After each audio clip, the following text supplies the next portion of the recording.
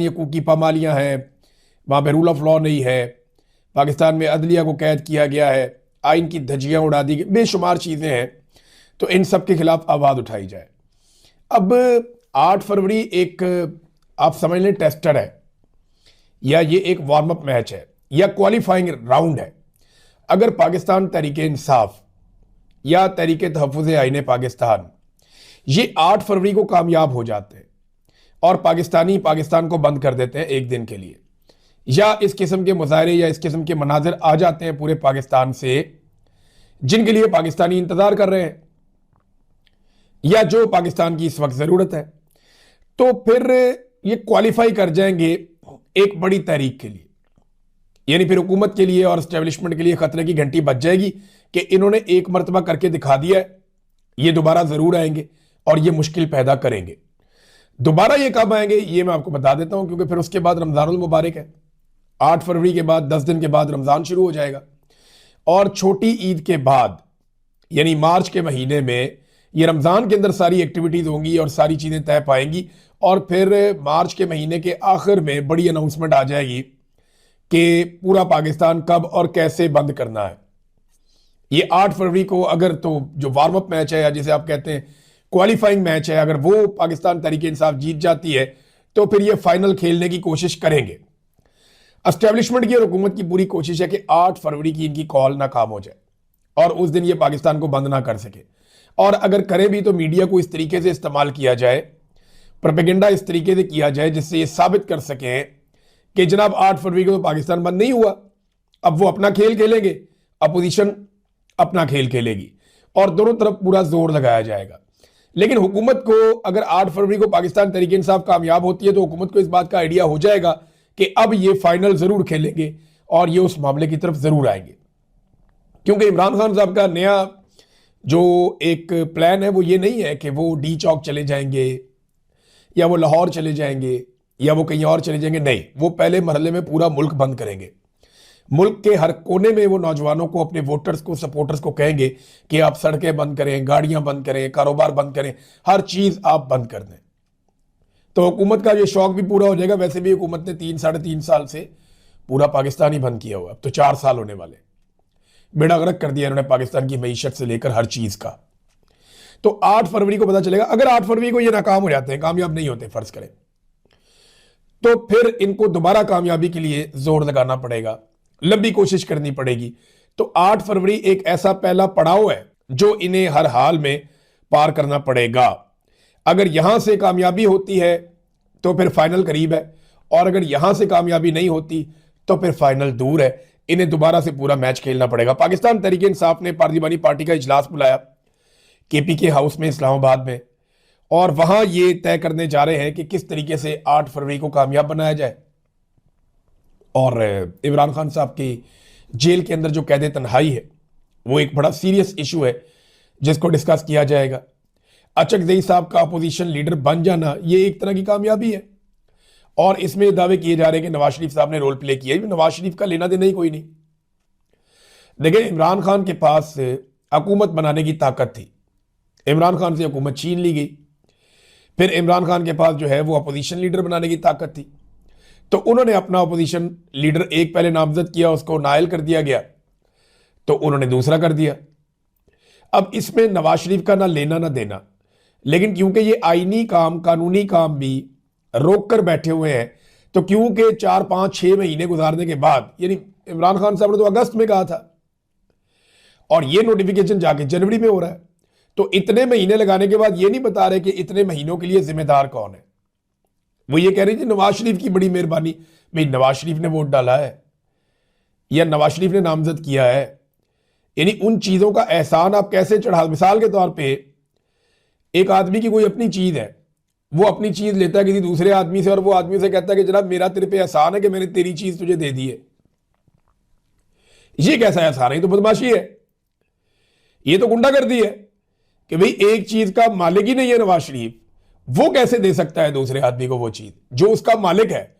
यानी मालिक तो इमरान खान है, उसने अचकज़ई को दिया, तो नवाज शरीफ बीच में ना 3 में ना 13 में, देखो मैं तुमसे छीन सकता था, मेरे पास ताकत थी, फौज मेरे साथ खड़ी हुई है, आर्मी चीफ मेरे घर के अंदर है और सारी चीजें मैंने कंट्रोल की हुई हैं, देखो मैंने मेरे मेरे मेरा शुक्रिया अदा करो, मैंने दे दिया तुम्हें। ये तो घटियापन की इंतहा है। और वो मीडिया को कह कह कर कह ये खबर चलवा रहे हैं कि जनाब आप ये खबर चलाएं कि नवाज शरीफ ने अचकजई को अपोजिशन लीडर का ओहदा दिया। हालांकि नवाज शरीफ ना 3 में ना 13 में। नादरीन, एक और खबर है मेरे पास, वो ये है कि पाकिस्तान ग़िज़ाई किल्लत का शिकार लगातार तेजी से हो रहा है। और ये ग़िज़ाई किल्लत इसलिए नहीं है कि पाकिस्तान के पास खाने के लिए कुछ नहीं है, ये वजह नहीं है। खाने के लिए है हमारे पास, लेकिन वो बहुत महंगा हो गया, गरीब आदमी की पहुंच से बाहर जा रहा है। गुर्बत की वजह से और महंगाई की वजह से आम आदमी जो है उनकी एक बड़ी तादाद ग़िज़ाई किल्लत का शिकार हो रही है। इस वक्त जो लेटेस्ट आदादो शुमार है उनके मुताबिक चारों सूबों में ग़िज़ाई किल्लत बढ़ती जा रही है। बलूचिस्तान के लोग हमारे शानदार लोग हैं, वहां पे 30% से ज्यादा लोग जो है वो ग़िज़ाई किल्लत का शिकार है, उन्हें पूरा खाना नहीं मिल रहा। ये तो एक तो आधे पाकिस्तानी गुर्बत की लकीर से नीचे चले गए, लेकिन फिर भी उन्हें रोटी मिल जाती है। लेकिन यहां पे वो लोग हैं जो रोटी खाने को भी तरस रहे हैं। बलूचिस्तान में 30%, सिंध में 29% से ज्यादा है, पंजाब में 22.5% है और खैबर पख्तूनख्वा में 21.5% है। ये जनाब जो इन्फ्लेशन है और बढ़ती हुई महंगाई इसको आप कहते हैं। एक तो बढ़ती हुई महंगाई और लोगों में जो गुर्बत बढ़ती जा रही है उसकी वजह से लोग ग़िज़ाई किल्लत का शिकार हो रहे हैं। इमरान खान साहब ने बहुत पहले ये इशू उठाया था जब ये तादाद बहुत थोड़ी होती थी, और वो ये कहते थे कि हमारे जो बच्चे हैं उनकी ग्रोथ रुक जाती है जब उन्हें प्रॉपर खुराक नहीं मिलती, जब उन्हें दूध नहीं मिलता, उन्हें विटामिन्स नहीं मिलते, उन्हें फल नहीं मिलता, उन्हें अच्छी रोटी नहीं मिलती, तो तब हमारे बच्चों की जो ग्रोथ है वो रुक जाती है, उनकी जिस्मानी ग्रोथ कम होती है। आप देखें दुनिया में कई ममालिक थे, यानी चाइना के बारे में लोग कहते थे बहुत छोटे छोटे हैं, फारग हैं। आज वो आपसे तेज भागते हैं, आज वो आपसे ज्यादा वजन उठाते हैं, आज वो आपसे अच्छी कुश्ती लड़ लेते हैं। यानी भाग वो तेज लेते हैं, वजन वो ज्यादा उठा लेते हैं, कुव्वत उनके पास ज्यादा है, फुर्ती उनके पास ज्यादा है। ये कैसे हो गया? उनके कद भी लंबे होना शुरू हो गए। लेकिन दुनिया में जहां पे जब गुर्बत होती है ना और ग़िज़ाई किल्लत होती है तो वो कौमें नीचे की तरफ जाती है, और जहां पे ग़िज़ाई किल्लत नहीं होती ना, एक जिस्म अगर सेहतमंद है तो उसमें एक सेहतमंद दिमाग होगा, वो कौम फिर आगे बढ़ेगी। जब आपका जिस्म कमज़ोर है तो दिमाग भी आपका कमज़ोर होगा, फिर कौम भी पीछे रह जाएगी। बहुत सारी कौमें हैं जिनके लोग कमज़ोर हुआ करते थे लेकिन अब वो ताकतवर है क्योंकि उन्होंने ग़िज़ाई किल्लत पे काबू पाया, और हमारे यहाँ पे लगातार ग़िज़ाई किल्लत बढ़ती चली जा रही है। नाज़रीन, कराची में गवर्नर्स का पूरा पोल खुल गया, और ये जो आग लगी है ना, वैसे तो रोज़ ही उनका पोल खुलता है, लेकिन ये जो गुल प्लाजा में आग लगी है इसने मुकम्मल तौर पे सिंध हुकूमत की गवर्नर्स का पोल खोल दिया। इन्होंने ज़बरदस्ती अपना मेयर बनाया कराची का, मैंडेट भी नहीं था इनके पास, जोर लगा के ताकत का इस्तेमाल करके एजेंसियां बीच में डाल के ये अपना मेयर लेकर आए। अब देखें ना, अगर एक सूबे में एक हुकूमत को पहला साल हो, या वो हुकूमत अभी अभी आई है, या उस हुकूमत के पास वसाइल नहीं है, उनका हक मारा जा रहा है, तो चले कोई जवाब भी है।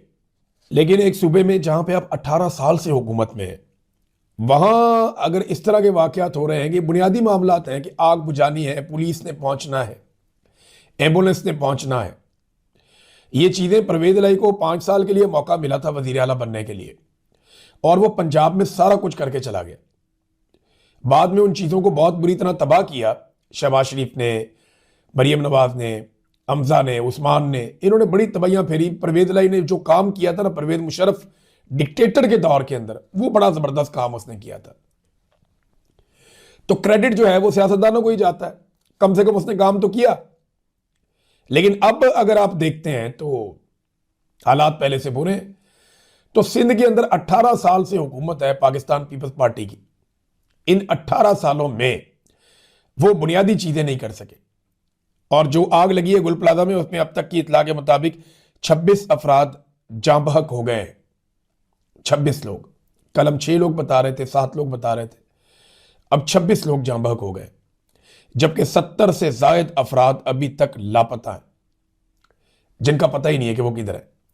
ऐसी खौफनाक ऑडियोज आ रही है इतने तकलीफ दे मनाजर हम देख रहे हैं, रूह कांप जाती है आदमी की देखकर। लेकिन आप देखिएगा 2-4-5 दिन के बाद, मुझे अच्छी तरह याद है, ये सब भूल जाएंगे, मैं अच्छी तरह मुझे याद है, मैं कराची गया जहां पे एक फैक्ट्री के अंदर मुलाजिमीन को बंद करके बाहर से ताले लगाकर आग लगा दी गई। और आग लगाई गई क्यों? ताकि बाकी सबको डराया जा सके। पत्ता नहीं मिल रहा था, पत्ता नहीं मिल रहा था, आग लगा दी। वो मामला भी गोलमोल हो गया, आज तक कोई पूछने वाला नहीं है। तो कराची में आग लगा दी जी, भत्ता नहीं मिल रहा था, वो सैकड़ों लोग वहां पे जल गए। मैं वहां पे गया तो बाहर खड़े हुए लोग बिल्कुल ऐसे नॉर्मल थे, कैमरे ऑन होते थे तो ये पॉलिटिकल लोग दुखी बन जाते थे, कैमरे ऑफ होते थे तो पॉलिटिकल लोग ऐसे बिल्कुल नॉर्मल हो जाते थे, इन्हें परवाह ही नहीं थी। हम वहां पे खड़े होकर देख रहे थे कि ये क्या चल रहा है। तो कराची में और एमक्यूएम के लोग खास तौर पे, इन्होंने तो वहां पे घेरा डाला हुआ था।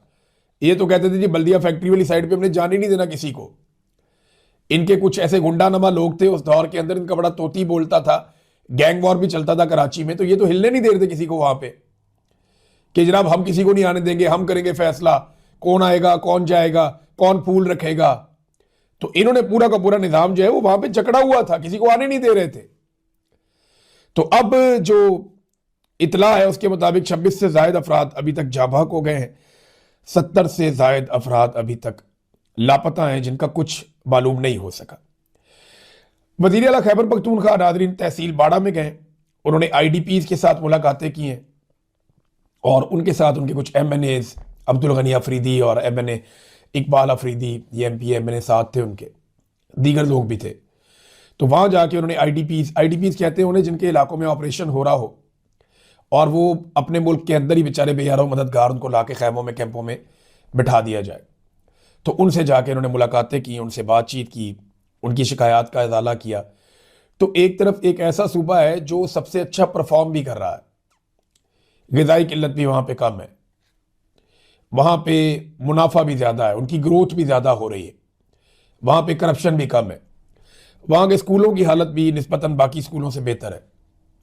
तो एक सूबा जो बहुत अच्छा परफॉर्म कर रहा है उसको अकेला छोड़ा हुआ है, उसके पैसे भी नहीं दे रहे, और अगर वो कोई ताउन मांग रहा है तो उसके साथ ताउन भी नहीं किया जा रहा। उसके अपने सूबे की पुलिस बाज़ औक़ात ताउन नहीं करती, उसके अपने सूबे की इंतज़ामिया उसके साथ ताउन बाज़ औक़ात नहीं करती, उसे दीवार के साथ लगाया हुआ है। पाकिस्तान की मिलिट्री एस्टेब्लिशमेंट, ये 4-5 जर्नैल मिलकर भी उसके खिलाफ हुए और उसकी हुकूमत गिराने के दिन रात मनसूबे बनाते हैं, और वो दिन रात अपनी आवाम के अंदर उनकी खिदमत के लिए मौजूद है। और दूसरी तरफ एक सूबा है जहां पे तबाही है, बर्बादी है, लेकिन उनके लिए एयरफोर्स के खसूसी तैयारे भी अवेलेबल है, उनके बच्चों की शादियों में आर्मी चीफ भी जाता है, और उनके हर काम के अंदर जो है वो पूरा का पूरा मिलिट्री एस्टेब्लिशमेंट का इदारा खिदमत के लिए हाजिर हो जाता है, और कोई उनसे पूछने वाला नहीं है। जनाब आप 2-2 हफ्ते गायब रहते हैं, बैरूनी दौरों पे आप चले जाते हैं, साथ अपने चीफ सेक्रेटरी भी ले जाते हैं और बैग उठाने वाली खवातीन भी ले जाते हैं, तो उनसे पूछने वाला भी कोई नहीं है। तो ये एक दोहरा मेयार है और इससे एक नफरत पाकिस्तान के अंदर बढ़ती चली जा रही है। लापता अफराद के लवाहिकीन नाजरीन, क्योंकि मैंने आपसे प्रॉमिस किया है कि जब भी कभी कहीं पे भी लापता अफराद के हवाले से खबर आएगी मैं आपके साथ शेयर करूंगा। ये चेहरे देखिए आप इन लोगों के, ये कितने मासूम लोग हैं बेचारे, इनमें खवातीन भी हैं, इनमें बुजुर्ग भी हैं, इनमें बच्चे भी हैं, जो लिख कर लेकर आए हैं कि जनाब आप हमारे जो प्यारे हैं उन्हें जबरी तौर पे लापता किया गया है, उन्हें छोड़ दें, उन्हें बाजियाब कर दें। ये सामने एक साहब खड़े हैं, कहते हैं मैं आर्मी चीफ आसिम मुनीर साहब से आजिज़ाना अपील करता हूं कि मेरे भाई इफ्तिखार अहमद वल्द हमायूं को रिहा किया जाए, जिनको पेशावर हाई कोर्ट ने 2019 को उनकी रिहाई का हुक्म दिया था। अंदाजा करें 6 साल हो गए हुक्म दिए हुए, 7 साल पेशावर हाई कोर्ट का, अभी तक वो उनका भाई बाजियाब नहीं हुआ। ये मोहम्मद रकीम वल्द फजल जनान, इनको रिहा करो, जिनको 2018 में पेशावर हाई कोर्ट ने रिहाई का हुक्म दिया था। हर आदमी बता रहा है, कोई कह रहा है कि 2019 का हुक्मनामा है मेरे पास, कोई कह रहा है 2018 का हुक्मनामा है मेरे पास, कोई कह रहा है किसी और दौर का, और सब लोग आर्मी चीफ को कह रहे हैं। क्योंकि देखें ना, पाकिस्तान की इंटेलिजेंस एजेंसियां ये बंदों को जबरी तौर पे लापता करती हैं, यही अगवा करते हैं। हकीकत है, मेरे जैसा एक सहाफ़ी भी इन्होंने अगवा किया था ISI ने। अभी एक माजी खड़ी हैं, ये आफ्ताबुद्दीन अपने बेटे की तस्वीर लेकर खड़ी है, कि मेरे बेटे को छोड़ दो। तो अब एक लम्हे के लिए सोचे ना आर्मी चीफ के, उनके बेटे को उठा लिया, अगवा कर लिया किसी ने, या डीजी आईएसआई ये सोचे कि उनके बेटे को या बेटी को उठा लिया किसी ने, अगवा कर लिया, और कई साल गुजर गए हैं, तो सोचे जरा उनका, उनकी अहलिया का, उनके घर वालों का क्या हाल होगा, कितना तड़पेंगे वो लोग, कितना परेशान होंगे वो लोग। देखें, अगर इन लोगों ने कुछ गलत किया तो अदालत में पेश करें ना, कानून के मुताबिक कार्रवाई करें। यह तो नहीं हो सकता कि आप बंदे ही लापता कर दें जबरी तौर पे। मुल्क के अंदर कानून नाम की कोई चीज होनी चाहिए। पूरी दुनिया में अदालतें काम करती हैं। बेशुमार चीजें आपने इस मुल्क में खराब की हैं। आपने मार्शल लॉ लगाया 4 दफा, एक दफा भी आपको जबरी तौर पे लापता नहीं किया गया। हम तो आपके खिलाफ भी जब कार्रवाई का कहते हैं तो कहते हैं कि अदालत में होनी चाहिए, इंसाफ के साथ होनी चाहिए। तो ये लापता अफराद का मामला है नादरीन, और ये पेशावर प्रेस क्लब के बाहर इन्होंने एहतजाज किया है। बेचारे बैनर्स, पोस्टर्स लेकर, अपने हाथों में अपने प्यारों की तस्वीरें लेकर खड़े हैं और पाकिस्तान की फौज से मुतालबा कर रहे हैं, फील्ड मार्शल से, कि मेहरबानी करें, हमारे प्यारों को छोड़ दें।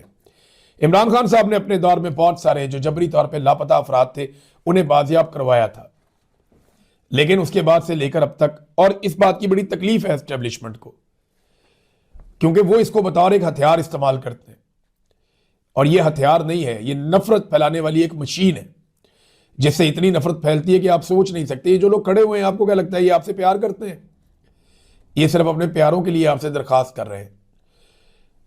इनकी नस्लें जो है वो आपसे नफरत करेंगी। ये तकलीफ दे चीज है, बहुत तकलीफ दे चीज है। नादरीन, डोनाल्ड ट्रंप ने बड़ा अजीबोगरीबी काम शुरू कर दिया। मैं तो हैरान हो गया ये चीजें देख करके।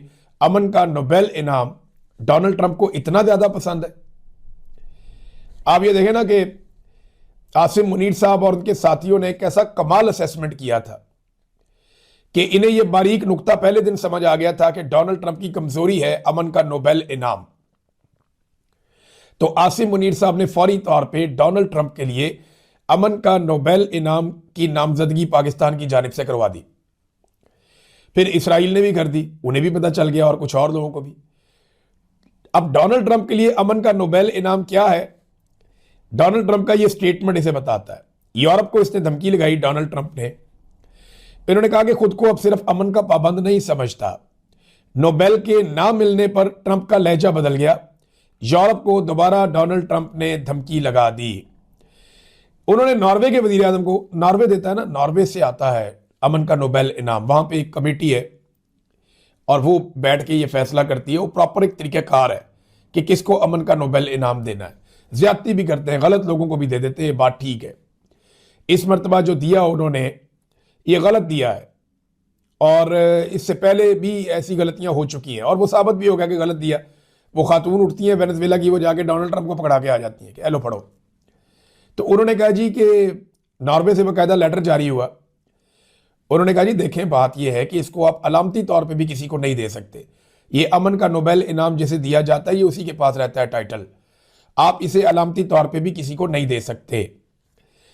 तो नादरीन, डोनाल्ड ट्रंप ने कहा, नॉर्वे के वजीर आजम जोनास गार स्टोरे को लिखे गए एक खत में कही, और उन्होंने कहा कि नोबेल अमन इनाम न मिलने के बाद अब वो अपने आप को सिर्फ अमन के बारे में सोचने का पाबंद नहीं समझते। ये ग्रीनलैंड के हवाले से डोनाल्ड ट्रंप ने खत लिखा है और अमेरिकी कंट्रोल के मुतालबे को भी उसमें दोहराया गया है। यानी अगर डोनाल्ड ट्रंप को अमन का नोबेल इनाम मिल जाए तो फिर वो ग्रीनलैंड के ऊपर कब्जा नहीं करेगा, ग्रीनलैंड पे हमला नहीं करेगा। ये देखें कितनी इंटरेस्टिंग ये खबर है